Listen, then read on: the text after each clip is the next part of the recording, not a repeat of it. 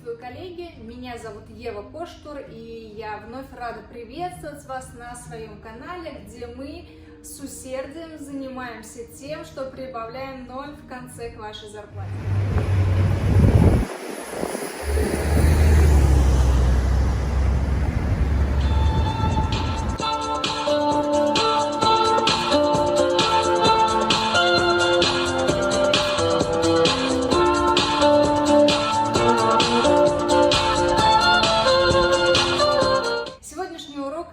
Тоже, как и все предыдущие, очень полезный, и навеян он вашими просьбами.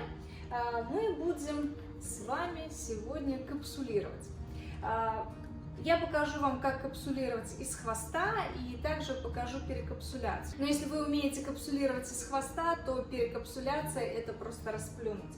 Давайте сразу начнем с инструментов, которые нам понадобятся. Скажу сразу, что я не буду учить вас, как обойтись без карды или без щипцов для формирования капсул. Не буду. Давайте мы с вами будем работать профессионально. Будем работать так, чтобы заткнуть конкурентов за пояс. Вот те, кто хочет сэкономить, их прайс всегда будет ниже. Поэтому это минимальные вложения, практически большая часть того, что у меня есть, куплено на AliExpress и стоит копейки. Ну, первое, конечно, это щипцы для формирования капсул. Я не рекомендую формировать капсулы пальцами или еще как-то. Вообще щипцы бывают разных размеров, и знаете, я вот все их накупила, они у меня все были. У меня эти щипцы Hair Shop, это микрокапсула, мини, да, и стандарт. Вот эти, по-моему, 2 мм, 4 и 6. У меня были хайршоповские 6 мм, но я так усердно ими работала, что я их сломала. Так что следующие я купила просто на AliExpress, но по той простой причине, что купить сюда что-то из хайршопа достаточно проблематично, а с AliExpress доходит без проблем. Разница есть, сразу скажу, разница есть. Если вы покупаете, если у вас есть возможность купить в Hair Shop щипцы, то покупайте там, потому что у этих щипцов меньше зазоров, капсулы получаются очень аккуратные. Но, в принципе, можно также обойтись и обычными щипцами с AliExpress. Ну, кстати, на Hair Shop такие вот алишечные, они тоже есть, поэтому смотрите вот именно вот такие. Вот эти, они очень качественные, мне не очень нравятся, но, к сожалению, они очень маленькие. Я не капсулирую на 4 мм, ну, потому что это совсем крохотульки, но если что-то мне прям действительно нужны микрокапсулы. А так я даже микро делаю 6-мм. Дальше. Вам понадобятся ножницы или вот такие вот портные, я даже не знаю, как это сказать. Ну, короче, ножницы любые. Можно также использовать кусачки. Это для того, чтобы откусывать лишние волоски и формировать край пряди. Ну, я делаю такими ножничками. Самое обычное. Щипцы. Щипцы нам тоже обязательно понадобятся. Ими мы будем скусывать лишний кератин на капсуле. Ну, естественно, наш любимый крашеный кератин. Кто еще не смотрел урок о том, как красить кератин, вот здесь, наверное, или вот здесь. Короче, где-то здесь выскочит ссылочка, обязательно зайдите, посмотрите. Следующее – это щипцы. Щипцы, которыми я капсулирую. Они куплены тоже на AliExpress, и даже сейчас я вам покажу. Они приходили вот в такой коробке, вот, они бывают красные и бывают черные. Я пробовала всякие. Красные практически всегда и все приходили мне с браком, то есть у них либо терморегулятор не работал, либо они вообще не включались, и это происходило у одного и того же продавца. Вот, поэтому теперь я покупаю только черные. И также у меня есть аппарат для заточки ножей, я не знаю, как это называется, и именно на нем я спиливаю вот этот носик у утюжков для того, чтобы, во-первых, было удобнее капсулировать, а второе, когда у вас спилен носик, то температура, которая подается на носик, она распределяется на меньшую площадь, ну, так как остальную часть мы спилили, и, соответственно, туда энергия, условно говоря, не уходит, она вся остается вот на этом узком носике, и кератин плавится быстрее, то есть легче работать. Вот. Но если вы не можете заточить, вообще не проблема, работайте с тем, что есть. Серьезно говорю, не проблема, я много лет работала, ничего не затачивала. Следующее у нас, что нам понадобится, это карда. Карды бывают абсолютно разные, покупайте на свой вкус и цвет. Но я перепробовала разные. Скажу, что вот эта карда самая удобная, небольшого размера, на жесткой основе, моя любимая. Есть такие же карды, вот огромные. Я покупала, тут даже написано, у кого я покупала, вот так вот прорекламирую. Ну, хорошая карда. Правда, я ей работаю очень редко, ну, потому что такого объема волос у меня практически не бывает. Вот это моя любимая карда для длинных волос. Я ее тоже покупала на Алиэкспресс. Вот такая красотка. Много времени мы с ней вместе провели. Тоже рекомендую. Она стоит около $70, по-моему. Ну, не дешевое удовольствие, но тем не менее она действительно классная. Следующее, что нам понадобится, это резиновый коврик. Ну, или силиконовый коврик, называйте как хотите. Его я тоже покупала на Алиэкспресс. Я покупала разные коврики. Я покупала коврик такого же размера, но без вот этих вот делений. Тоже прекрасно работает, все замечательно, выполняет свою функцию. Также на Алиэкспресс его можно найти как термостойкий коврик, коврик для выпечки. Но вот один из ковриков, который я покупала тоже на Алиэкспресс, он достаточно тонкий, он как раз идет как коврик для выпечки, видите, он вот прям вот такой вот он. На нем тоже в принципе можно работать, но он слишком тонкий. Если его складывать вдвое и положить, то поверхность неровная, тут такая горка образуется, кератин может рассыпаться. Ну, короче говоря, лучше, они по цене одинаковые, лучше выбирать вот такой поплотнее, который.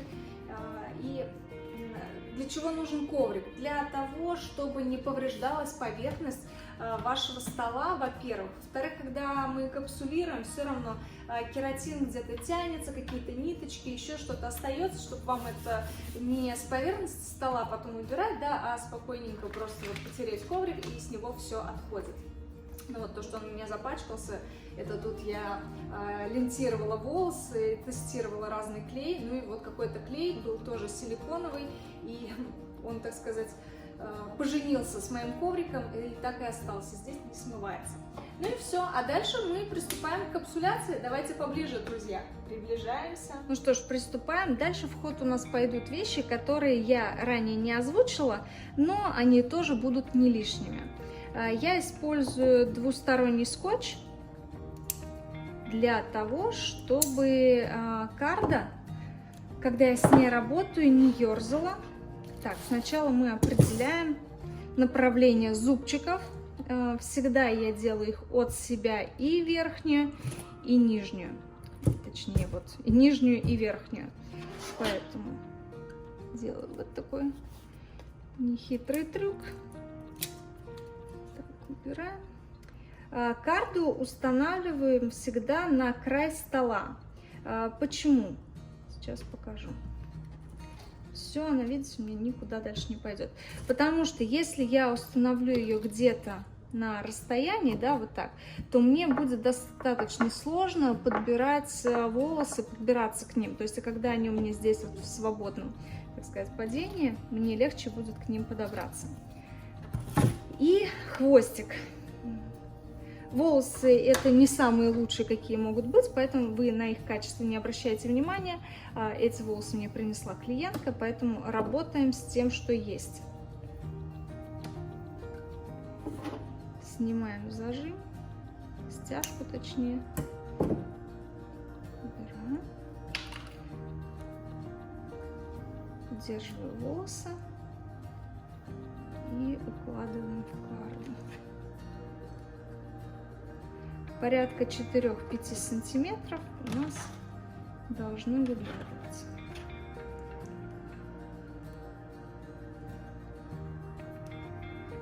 Все, уложили волосы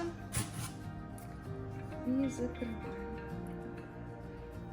Перед тем, как укладывать волосы в карду, всегда проконтролируйте ее, чтобы в ней не оставалось волосков, потому что от предыдущей капсуляции у вас могут быть волоски, которые поменяли направление, и в срез попадут перевертыши. Ну, как бы 1-2, ничего страшного, но именно эти пряди будут путаться у клиента, поэтому, ну, как бы это не криминал, но лучше такого не допускать.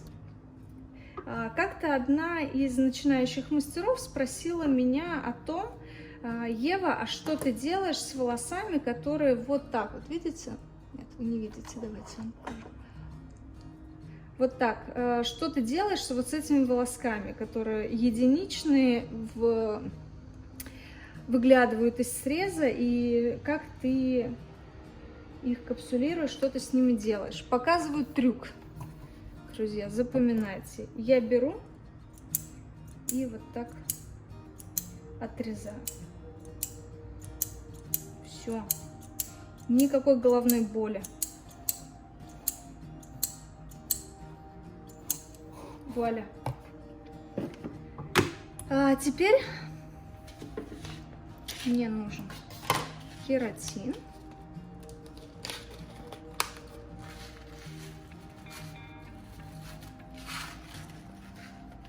Я предварительно разогрела щипцы, и у меня есть остатки от предыдущей капсуляции. Этого быть не должно. Что для этого делаем? Наверное, слышите уже этот звук. Все верно, фольга. Фольга — это наш спаситель, помогатор и вообще номер один в работе с горячими щипцами. И вот таким макаром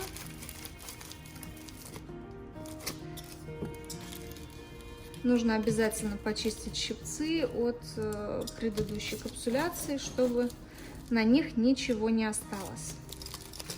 Так, сложили и прошлись. Иногда, когда кератин слишком сильно накипает на щипцах, я делаю следующий трюк. Я беру обычный резак, обычный нож, он, видите, мне муж отдал со своей стройки, но мне подойдет. И я прям хорошенько вот так вот прохожусь по щипцам и убираю весь нагар, который на них есть.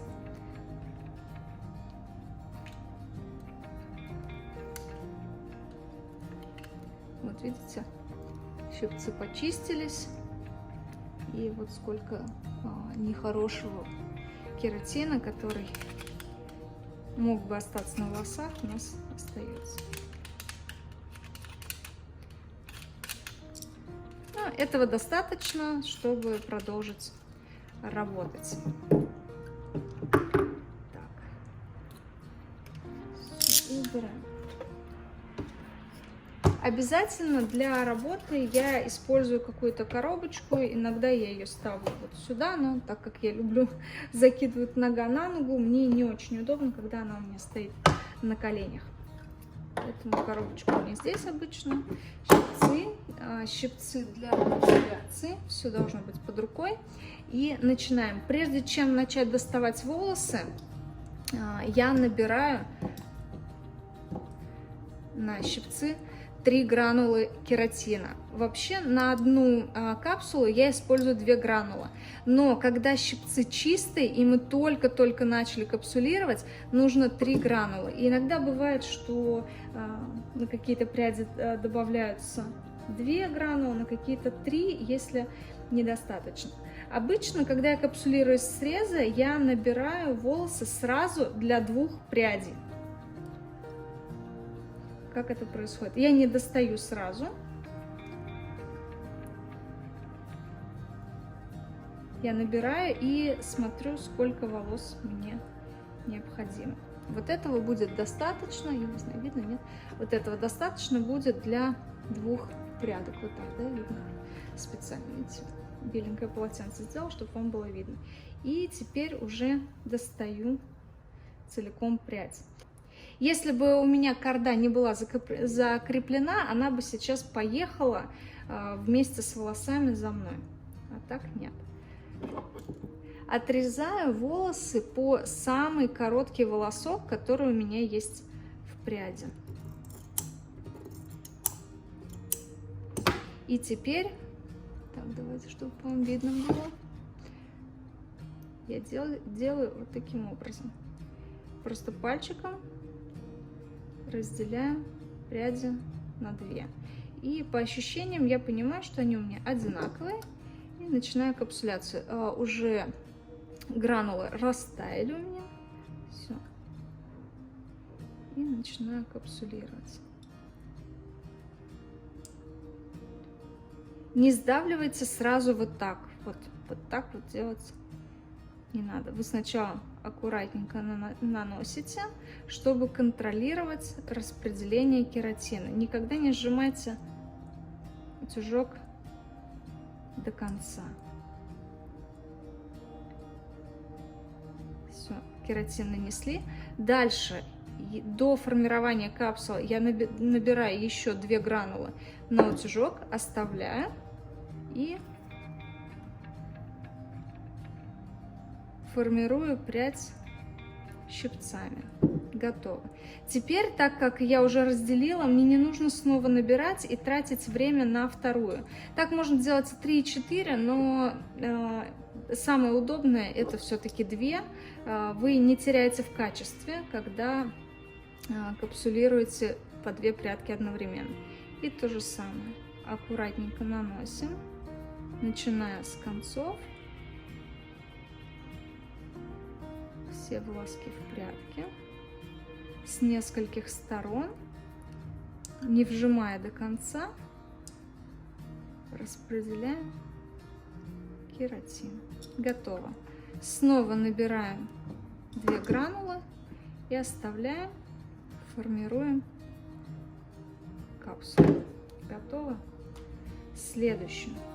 И также дальше опять я набираю такой же объем, как и в предыдущий раз.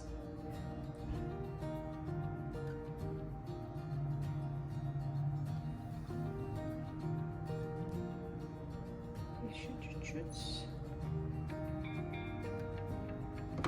Отрезаю лишнее.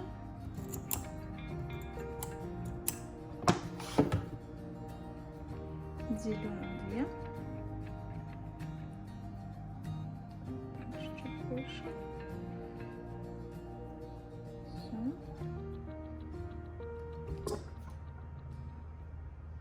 Расплавляю кератин и аккуратненько наношу.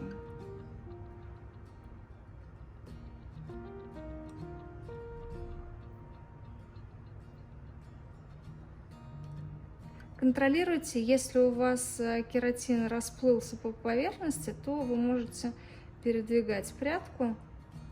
И если вы не сжимаете прядь до конца, то он у вас равномерно распределяется. Если вы сжимаете полностью прядь, то вы стягиваете кератин. А когда вы оставляете зазор, то вы наносите кератин на капсулу. Все, капсула сформирована. Беру 2 гранулы, утюжок оставляю, формирую капсулу. Следующее.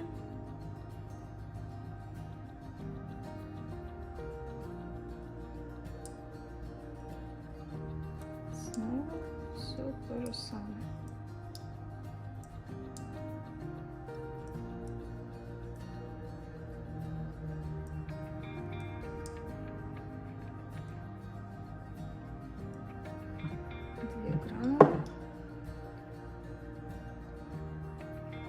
Формирую капсулу. Готово. В самом конце я уже показывала, как я формирую пучки. Почему я не отрезаю сразу. Вот здесь сейчас выйдет ссылочка на это видео. Если еще не смотрели, то обязательно посмотрите. Отрезаю капсулы я всегда только кусачками. и оставляю их не больше 2 миллиметров. Если вы не проработали прядь целиком, если она у вас недостаточно проработана кератином, то при формировании вот таких маленьких капсул у вас где-то могут просто остаться волосы и в дальнейшем при наращивании просто выпадать, не сформироваться в хорошую рисинку. Вот такой толщины получаются капсулы. Такие малышки. Все, теперь, коллеги, если вы не умели капсулировать, то с этого дня жизнь наладится. Давайте теперь посмотрим перекапсуляцию. Это у меня буквально несколько прядок из детского хвостика, которые нужно перекапсулировать. Когда я снимаю волосы, я никогда там ничего не прочесываю, вообще не даю клиенту в руки и не отдаю ему с собой до следующего раза. Все остается у меня, потому что у меня это максимально безопасно, хранится все аккуратно. И что мы делаем? То есть мы сильно удерживаем макушку, дальше прочесываем длину и удерживаем прядь. Срезаем закапсулированный хвостик. Так, я заранее не положила кератин. На этот хвост понадобится более светлый кератин, но я покажу на темном. И дальше все то же самое, что я вам уже показывала. Перед коррекцией всегда просите клиента хорошо помыть дома голову и наносить кондиционер только на концы волос. Дальше снова беру 2 гранулы и формирую капсулу. Все. Следующую. Также я удерживаю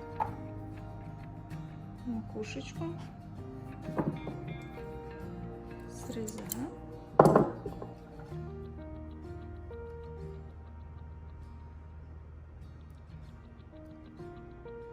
И наношу кератин. Видите, когда хвостики, кончики утюжков очень тонкие, то очень легко контролировать нанесение кератина.